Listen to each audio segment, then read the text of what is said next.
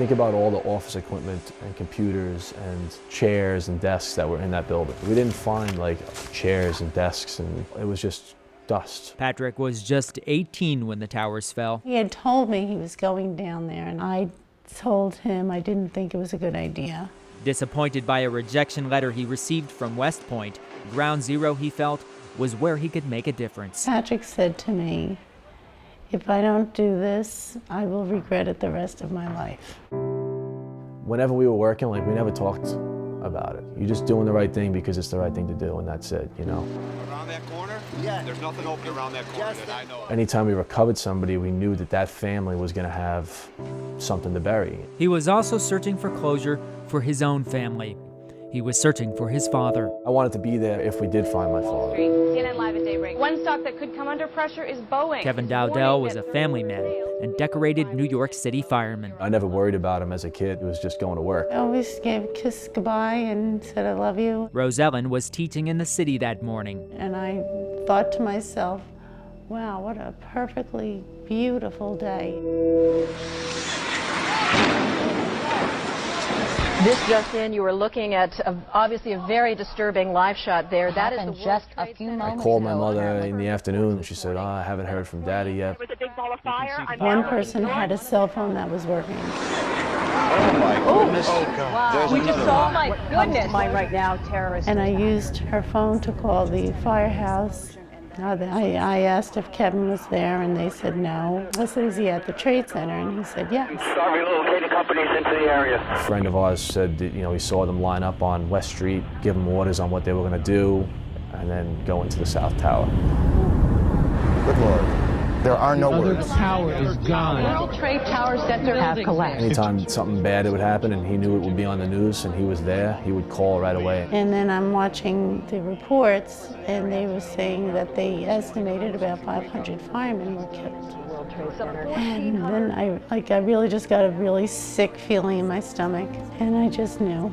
I knew something happened.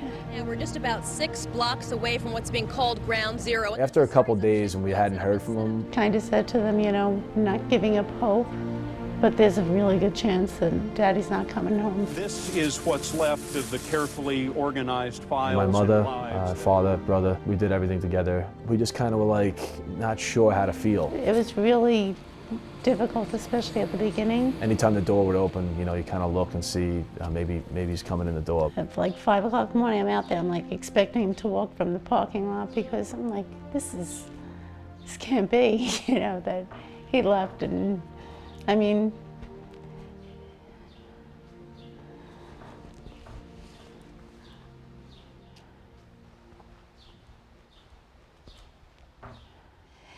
you know,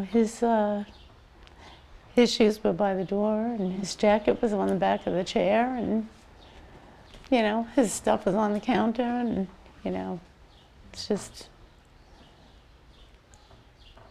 it was just hard.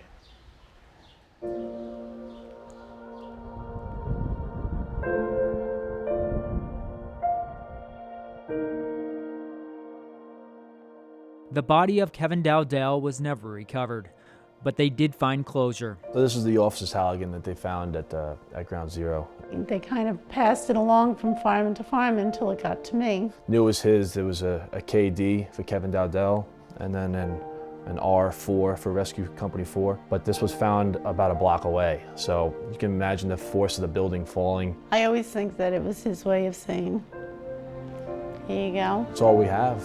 It was the last thing he was holding that day. That was basically all we ever got. This is what we have left, yeah. Normally you could see Manhattan from here. Patrick went on to reapply to West Point, a dream he and his father shared. And this time, he was accepted. He deployed twice in defense of his country.